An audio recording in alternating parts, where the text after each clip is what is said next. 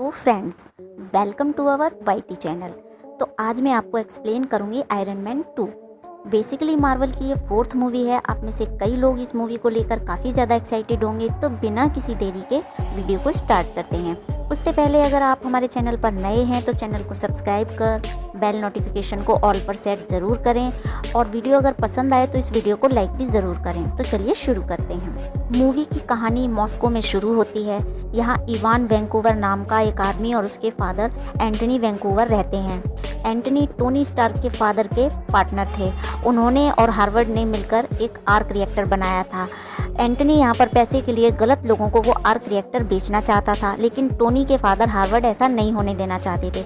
इसलिए उन्होंने यहाँ पर एंटनी पर एक इल्ज़ाम लगाया और एंटनी को दोषी ठहराते हुए देश से निकलवा दिया, और हार्वर्ड ने पूरा का पूरा क्रेडिट आर्क रिएक्टर को बनाने का खुद ही ले लिया। अब इस बात ने एंटनी को बहुत ज़्यादा सैड किया, और एंटनी अब काफ़ी ज़्यादा शराब पीने लग जाता है, जिससे उसकी तबीयत बिगड़ जाती है। अब हमें एक और सीन दिखाया जाता है जहां हम देखते हैं टोनी एक प्रेस कॉन्फ्रेंस में सभी को ये बता रहा होता है कि वो ही आयरन मैन है। अब ये खबर अपने बेटे के साथ इवान के साथ टीवी पर बैठकर वो बूढ़ा आदमी भी देख रहा होता है। इससे वो काफ़ी ज़्यादा सैड हो जाता है, क्योंकि हार्वर्ड स्टार्क के साथ जो आर्क रिएक्टर उन दोनों ने बनाया था उसका पूरा क्रेडिट आज स्टार्क इंडस्ट्री के पास है, और वो इतने बेबस होकर आज यहाँ पर अपनी ज़िंदगी को जी रहे हैं। इस बात से उनको दिल का दौरा पड़ जाता है, और अब एंटनी की मौत हो जाती है। अब इवान अपने फादर की डेथ देखकर टोनी से अपना बदला लेने के बारे में सोचता है। इवान एक साइंटिस्ट होता है और साथ ही साथ वो एक क्रिमिनल भी होता है। तो वो अपने फादर की डेथ का बदला लेने के लिए एक सूट बनाता है, ताकि वो इसका इस्तेमाल करके टोनी को हरा सके, और इसे वो विप्लेश नाम देता है। ये आर्क रिएक्टर इस पूरे सूट में पावर देता है, जो कि काफ़ी ज़्यादा टोनी के सूट से मिलती जुलती है। 6 महीने बाद का सीन दिखाया जाता है जहां टोनी स्टार्क अपनी मार्क 4 आयरन मैन सूट के चलते काफ़ी ज़्यादा पॉपुलर हो चुके हैं। उन्होंने कई लोगों की जान भी बचाई है, पर सरकार अभी भी उसके सूट को एक डेंजरस वेपन ही मानती है, और गवर्नमेंट चाहती है कि टोनी अपना सूट आर्मी को दे दें, लेकिन टोनी यहाँ पर एग्री नहीं होता। टोनी स्टार्क की लाइफ में एक और प्रॉब्लम शुरू हो जाती है। आर्क रिएक्टर में जो पैलेडियन सूट को पावर देता है वो टोनी के ब्लड में जहर फैलाना शुरू कर देता है। ये जहर उसके शरीर में धीरे धीरे बॉडी में फैलता जाता है। जब उसने आयरन मैन का सूट पहना तो उसकी हालत और भी ज़्यादा ख़राब हो गई, क्योंकि उसका सूट आर्क रिएक्टर से बहुत ज़्यादा पावर का यूज़ कर रहा था, और वो इस बात को किसी को नहीं बताता कि आर्क रिएक्टर की वजह से उसकी बॉडी में जहर फैल रहा है। वो जानता है कि वो अपनी मौत के काफ़ी ज़्यादा करीब है, इसलिए वो अजीबोगरीब चीज़ें करने लग जाता है। जैसे वो पेपर पोट को अपनी जो इंडस्ट्री उसने बनाई है उसका मालिक बना देता है। अब टोनी एक कार रेस में शामिल होता है, और इवान उसे यहाँ मारने के लिए आ जाता है। अब इवान के पास भी टोनी जैसा एक सूट होता है, लेकिन ये आर्क रिएक्टर से बिजली नहीं लेता था, बल्कि एक और चीज़ है जिसे उसने विप्लेश का नाम दिया था। अब टोनी भी यहाँ पर अपना सूट पहनता है। इधर टोनी और इवान, जिनके फादर ने आपस में मिलकर वो आर्क रिएक्टर बनाया था, उनके बीच में काफ़ी ज़्यादा लड़ाई होती है। लेकिन अपना आयरन मैन तो फाइटर है ही है, वो उसे वहाँ पर हरा देता है और साथ ही साथ उसे गिरफ्तार करवा देता है। टोनी को इवान की सच्चाई का जब पता चलता है तो टोनी जेल में उससे मिलने के लिए जाता है। जैसे कि टोनी ने उसे पहले ही फाइट में हराया होता है, वो जानता है कि उसके विप्लेश में किन किन चीज़ों की कमी होती है।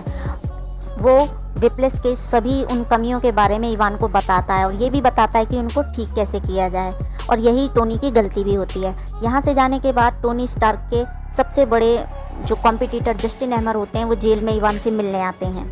वो भी वैसा ही सूट बनाना चाहता था जैसा कि टोनी के पास है, और वो अच्छी तरीके से जानता था कि ऐसा सिर्फ इवान कर सकता है, क्योंकि ये सूट उसने पहले भी बनाया हुआ है। अब वो इवान को जेल से रिहा करवाता है और दुनिया को ये साबित करने की कोशिश करता है कि इवान मर चुका है, ताकि कोई भी इवान तक ना पहुंच सके। अब जस्टिन हैमर चाहता है कि इवान उसके लिए उसी तरीके के सूट बनाए जैसे कि आयरन मैन के पास है, ताकि वो इन सारे सूटों को गवर्नमेंट को सेल कर सके। अब दूसरी ओर हमें टोनी स्टार्क को दिखाया जाता है, और आज उसका बर्थडे होता है, लेकिन वो इसे अपना आखिरी जन्मदिन समझता है। उसे लगता है कि मेरी बॉडी के अंदर जो जहर फैल रहा है उसे लेकर मैं अब ज़्यादा दिन नहीं जी पाऊँगा, और ये सब सोचते हुए वो वहाँ पर कुछ अजीबोगरीब हरकतें करने लग जाता है। जब उसका दोस्त कर्नल जेम्स ये सब कुछ देखता है तो वो टोनी का पुराना वाला आयरन मैन सूट पहनकर वहाँ आ जाता है। वो टोनी को रोकने की कोशिश करता है, दोनों में जमकर छोटी सी एक लड़ाई होती है। अब लास्ट में कर्नल टोनी से सूट छीन लेता है और उसके साथ लेकर आर्मी के पास जाता है। हालांकि टोनी के सूट को कोई पहन तो नहीं सकता था, लेकिन उसने इसे अपने दोस्त कर्नल जेम्स के लिए खोल दिया था, क्योंकि उसे लगता था कि वो धीरे धीरे मर रहा है। इसलिए वो चाहता था कि कर्नल जेम्स उसकी मौत के बाद बाकी लोगों की भलाई के लिए इस सूट का यूज़ करे। अब जैसा कि सरकार के पास भी आयरन मैन का सूट होता है, तो वो इसे अपडेट कराती है और इसमें वेपन्स को इंस्टॉल कराती है, और इस सूट का नाम वो वॉर मशीन आर्मर रख दिया जाता है। अब निक फ्यूरी टोनी से मिलने आता है। वो टोनी को बताता है कि नताशा उसकी सिर्फ एक असिस्टेंट नहीं है, बल्कि वो एक एजेंट भी है। उसने उसे टोनी पर नज़र रखने के लिए भेजा हुआ था। निक उसे बताता है कि वो उसे उस जहर से बचाना चाहता है जो उसके शरीर में पैलेडियम फैला रहा था। निक उसे बताता है कि उसके फादर शील्ड के फाउंडेशन मेंबर थे। वो टोनी को उसके फादर का हार्वर्ड का एक सूटकेस देता है और कहता है कि उसमें उसकी हर प्रॉब्लम का सॉल्यूशन मिल जाएगा। अब टोनी को उस सूटकेस में से एक रिकॉर्डिंग मिलती है। रिकॉर्डिंग में टोनी के फादर कह रहे होते हैं कि वो पैलेडियम के बजाय आर्क रिएक्टर में एक और एलिमेंट का यूज़ करना चाहते थे। उन्होंने इसका डिज़ाइन भी बना लिया था, लेकिन उस समय टेक्निकल कमी की वजह से वो इसे नहीं बना पाए थे। लेकिन उनको पूरा भरोसा था कि उनका बेटा इसे ज़रूर बना पाएगा। उस वीडियो में उन्होंने ये भी बताया होता है कि वो डिज़ाइन कहाँ का है। टोनी इस डिज़ाइन को ढूंढता है और समझ जाता है कि उसके फादर क्या बनाना चाहते थे। वो इसे बनाने में सफल हो जाता है। इसका मतलब है कि उसे अब आर्क रिएक्टर में पैलेडियम का यूज़ नहीं करना पड़ेगा, और ये अब उसे और जहर भी नहीं दे सकता था।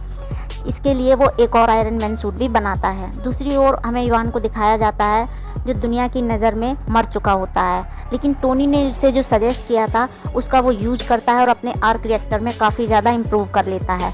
फिर वो टोनी स्टार्क को धमकाने के लिए कॉल करता है कि उसने एक बहुत बड़ी रोबोटिक आर्मी बनाई है जो बिल्कुल आयरन मैन की तरह दिखती है, और वो यहाँ पे उसे उसकी आर्मी से लड़ने के लिए टोनी स्टार्क को चैलेंज देता है। एक्चुअली में इवान आयरन मैन से अपने फादर का बदला लेना चाहता है। टोनी स्टार्क को पता चलता है कि इवान उसके कॉम्पिटिटर जस्टिन हैमर के साथ काम कर रहा है।